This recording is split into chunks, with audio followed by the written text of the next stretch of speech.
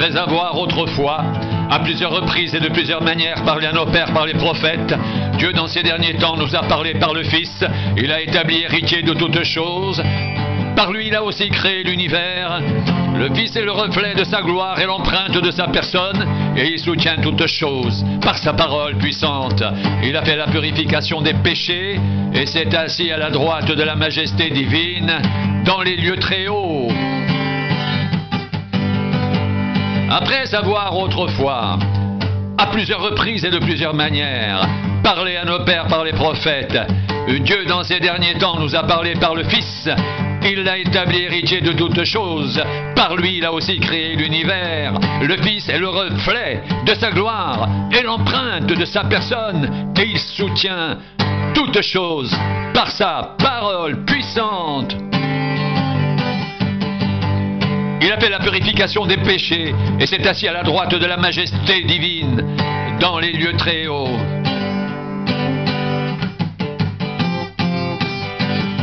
Il est devenu d'autant supérieur aux anges qu'il a hérité d'un nom plus excellent que le leur. Car auquel des anges de Dieu a-t-il jamais dit « Tu es mon fils, je t'ai engendré aujourd'hui, et encore je serai pour lui un père, et il sera pour moi un fils. » Et de nouveau, lorsqu'il introduit dans le monde le premier-né, il dit que tous les anges de Dieu l'adorent de plus. Il dit des anges. Il fait de ses anges des esprits et de ses serviteurs une flamme de feu. Mais il a dit au Fils, ton trône, ô Dieu, est éternel. Le sceptre de ton règne est un sceptre d'équité. Tu as aimé la justice, tu as haï l'iniquité.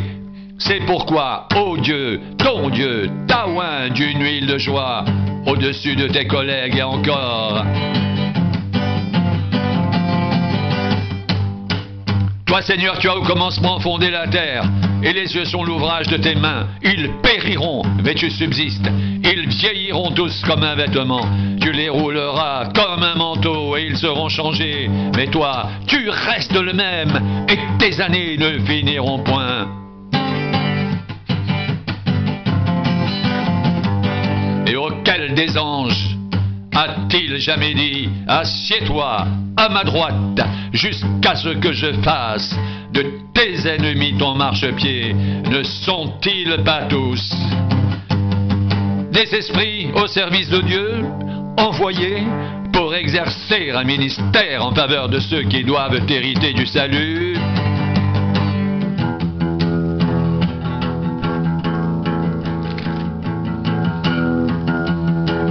C'est pourquoi nous devons d'autant plus nous attacher aux choses que nous avons entendues, de peur que nous ne soyons emportés loin d'elles.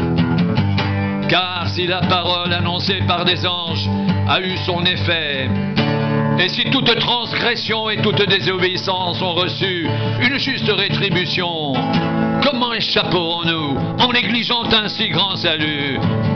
Le salut, annoncé d'abord par le Seigneur, nous a été confirmé par ceux qui l'ont entendu. Dieu appuyant leur témoignage par des signes, des prodiges et divers miracles, et par les dons du Saint-Esprit distribués selon sa volonté. En effet, ce n'est pas des anges que Dieu a soumis le monde à venir dont nous parlons. Or, quelqu'un a rendu quelque part ce témoignage. Qu'est-ce que l'homme pour que tu te souviennes de lui, ou le Fils de l'homme pour que tu prennes soin de lui? Tu l'as abaissé pour un peu de temps au-dessous des anges. Tu l'as couronné de gloire et d'honneur. Tu as tout mis, toutes choses sous ses pieds. En effet, en lui soumettant toutes choses, Dieu n'a rien laissé qui ne lui soit soumis. Cependant, nous ne voyons pas encore maintenant que toutes choses lui soient soumises. Mais celui qui a été abaissé pour un peu de temps au-dessous des anges, Jésus, nous le voyons couronné de gloire et d'honneur à cause de la mort qu'il a soufferte. Ainsi, par la grâce de Dieu, il a souffert la mort pour tous. Il convenait en effet que celui pour qui et par qui sont toutes choses, et qui voulait conduire à la gloire beaucoup de fils, est élevé à la perfection par les souffrances, le prince de leur salut. Car celui qui sanctifie et ceux qui sont sanctifiés sont tous issus d'un seul. C'est pourquoi il n'a pas honte de les appeler frères lorsqu'il dit « J'annoncerai ton nom à mes frères. Je te célébrerai au milieu de l'assemblée. Et encore, je me confierai en toi. Et encore me voici, moi, et les enfants que Dieu m'a donnés. Ainsi donc, puisque les enfants participent au sang et à la chair, il y a également participé lui-même afin que par la mort, il rende impuissant celui qui avait la puissance de la mort, c'est-à-dire le diable. Ainsi il délivre tous ceux qui, par crainte de la mort, étaient toute leur vie retenus dans la servitude. Car assurément, ce n'est pas à des anges qu'il vient en aide, mais c'est à la postérité d'Abraham. En conséquence, il a dû être rendu semblable en toutes choses à ses frères, afin qu'il soit un souverain sacrificateur miséricordieux et fidèle dans le service de Dieu pour faire l'expiation des péchés du peuple, car du fait qu'il a souffert lui-même et qu'il a été tenté, il peut secourir ceux qui sont tentés.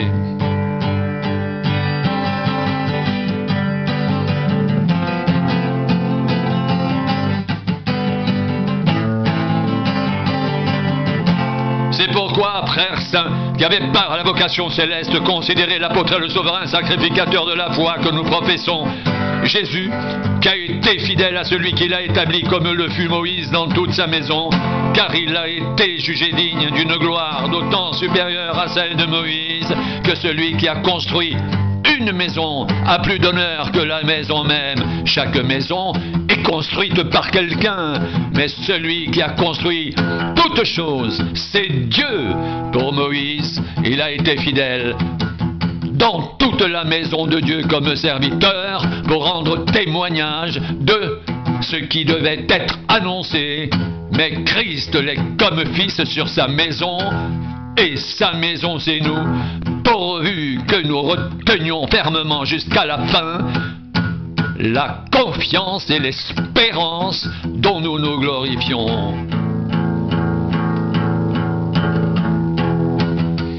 C'est pourquoi, selon ce que dit le Saint-Esprit, aujourd'hui, si vous entendez sa voix, n'endurcissez pas vos cœurs, comme lors de la révolte au jour de la tentation dans le désert, où vos pères me tentèrent pour m'éprouver, et ils virent mes œuvres pendant 40 ans. Aussi je fus irrité contre cette génération, et je dis, ils ont toujours un cœur qui s'égare, ils n'ont pas connu mes voies. Je jurai donc dans ma colère, ils n'entreront pas dans mon repos. Prenez garde, frères, que quelqu'un de vous n'ait un cœur mauvais, incrédule, au point de se détourner du Dieu vivant, mais exhortez-vous les uns les autres chaque jour, aussi longtemps qu'on peut dire aujourd'hui, afin qu'aucun de vous ne s'endurcisse par la séduction du péché.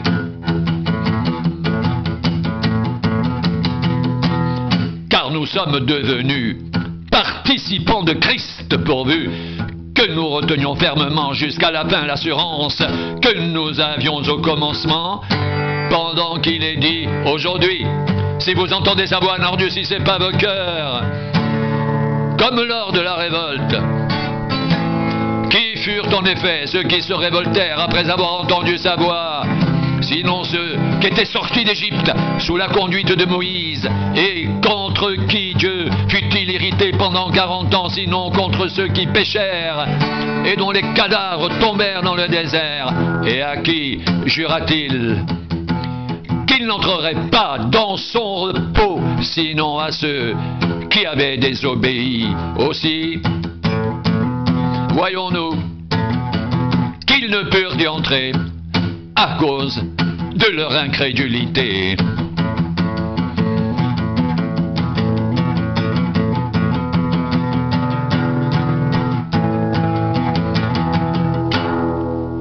Craignons donc tandis que la promesse d'entrer dans son repos subsiste encore, qu'aucun de vous ne paraisse être venu trop tard, car cette bonne nouvelle nous a été annoncée aussi bien qu'à eux.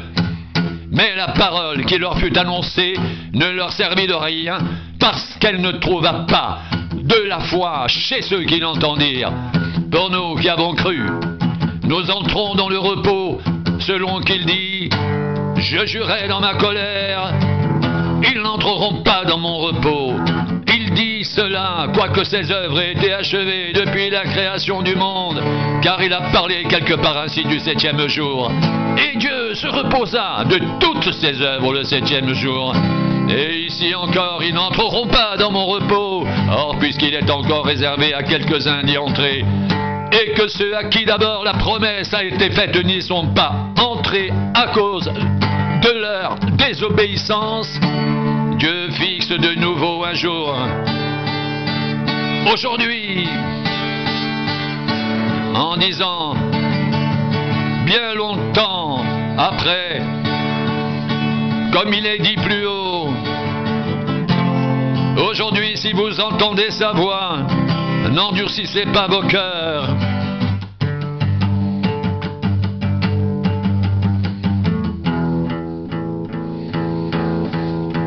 Car si Josué leur avait donné le repos, Dieu ne parlerait pas après cela d'un autre jour. Il y a donc un repos de sabbat réservé au peuple de Dieu. Car celui qui entre dans le repos de Dieu se repose de ses œuvres, comme Dieu s'est reposé des siennes. Empressons-nous donc d'entrer dans ce repos, afin que personne ne tombe, en donnant le même exemple de désobéissance. Car la parole de Dieu est vivante et efficace, plus tranchante qu'une épée quelconque à deux tranchants, pénétrante, jusqu'à partager âme et esprit, jointure et moelle. Elle juge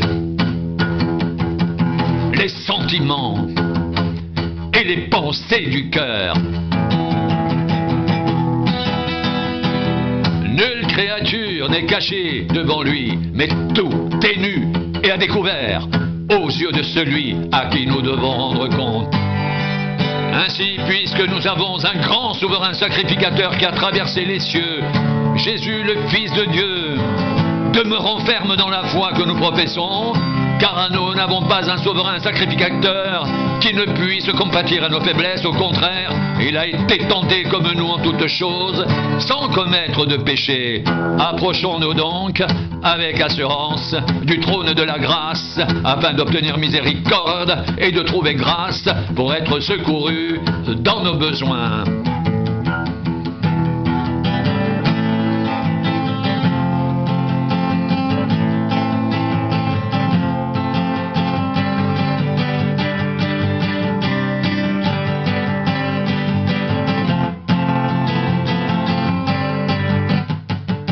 En effet, tout souverain sacrificateur pris du milieu des hommes est établi pour les hommes dans le service de Dieu, afin de présenter des offrandes et des sacrifices pour les péchés. Il peut avoir de la compréhension pour les ignorants et les égarés, puisque la faiblesse est aussi son partage. Et c'est à cause de cette faiblesse qu'il doit offrir des sacrifices pour ses propres péchés, comme pour ceux du peuple. Nul ne s'attribue cette dignité s'il n'est appelé de Dieu, comme le fut Aaron. Et Christ ne s'est pas non plus attribué la gloire de devenir souverain sacrificateur, mais il la tient de celui qui lui a dit « Tu es mon fils, je t'ai engendré aujourd'hui ». Comme il dit encore ailleurs, tu es sacrificateur pour toujours, selon l'ordre de Melchisédek. C'est lui qui, dans les jours de sa chair, a présenté avec de grands cris, avec larmes, des prières et des supplications à celui qui pouvait le sauver de la mort. Il a été exaucé à cause de sa piété. Il a appris, bien qu'il soit fils de l'obéissance, par les choses qu'il a souffertes. Après avoir été élevé à la perfection, il est devenu, pour tous ceux qui lui obéissent, l'auteur d'un salut éternel, Dieu l'ayant déclaré souverain sacrificateur selon l'ordre de Melchisédek.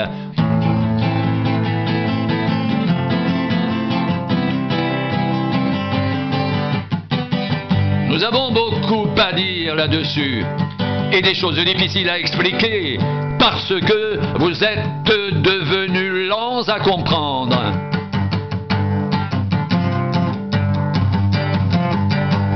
Vous, en effet, qui depuis longtemps devriez être des maîtres, vous avez encore besoin qu'on vous enseigne les principes élémentaires des oracles de Dieu. Vous en êtes venus à avoir besoin de lait et non d'une nourriture solide.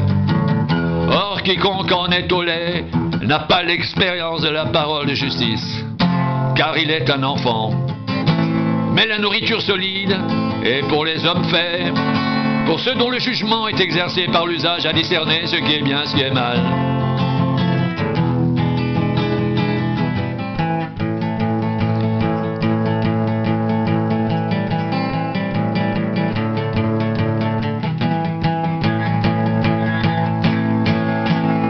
C'est pourquoi, laissons les éléments de la parole de Christ. Tendons à ce qui est parfait, sans poser de nouveau le fondement du renoncement aux œuvres mortes, de la foi en Dieu, de la doctrine des baptêmes, de l'imposition des mains, de la résurrection des morts et du jugement éternel. C'est ce que nous ferons si Dieu le permet. Car il est impossible que ceux qui ont été une fois éclairés, qui ont goûté le don céleste, qui ont eu part au Saint-Esprit, qui ont goûté la bonne parole de Dieu et les puissances du siècle à venir, et qui sont tombés, soient encore renouvelés et amenés à la repentance, puisqu'ils crucifient pour leur part le Fils de Dieu et l'exposent à l'ignominie. Lorsqu'une terre abreuvée par la pluie qui tombe souvent sur elle produit une herbe utile, à ceux pour qui elle a été cultivée, elle participe à la bénédiction de Dieu. Mais si elle produit des épines et des chardons, elle est réprouvée, près d'être maudite, et on finit par y mettre le feu. Quoique nous parlions ainsi, bien-aimés, nous attendons pour ce qui vous concerne des choses meilleures et favorables au salut, car Dieu n'est pas injuste pour oublier votre travail et l'amour que vous avez montré pour son nom, ayant rendu et rendant encore des services aux saints. Nous désirons que chacun de vous montre le même zèle, pour conserver jusqu'à la fin une pleine espérance, en sorte que vous ne vous relâchiez point et que vous imitiez ceux qui, par la foi et la persévérance, héritent des promesses. Lorsque Dieu fit la promesse à Abraham, ne pouvant jurer par un plus grand que lui, il le jura par lui-même et dit « Certainement je te bénirai et je multiplierai ta postérité. » Et c'est ainsi qu'Abraham, ayant persévéré, obtint ce qui lui avait été promis. Or les hommes jurent par celui qui est plus grand qu'eux, et le serment est une garantie qui met fin à tous leurs différends. C'est pourquoi Dieu, voulant montrer, avec plus d'évidence aux héritiers de la promesse, l'immuabilité de sa résolution, intervint par un serment, afin que par deux choses immuables, dans lesquelles il est impossible que Dieu mente, nous trouvions un puissant encouragement, nous, dont le seul refuge a été de saisir l'espérance qui nous était proposée. Cette espérance, nous la possédons comme une encre de l'âme, sûre et solide. Elle pénètre au-delà du voile, là où Jésus est entré pour nous comme précurseur, ayant été fait souverain, sacrificateur, pour toujours, selon l'ordre de Melchisédek.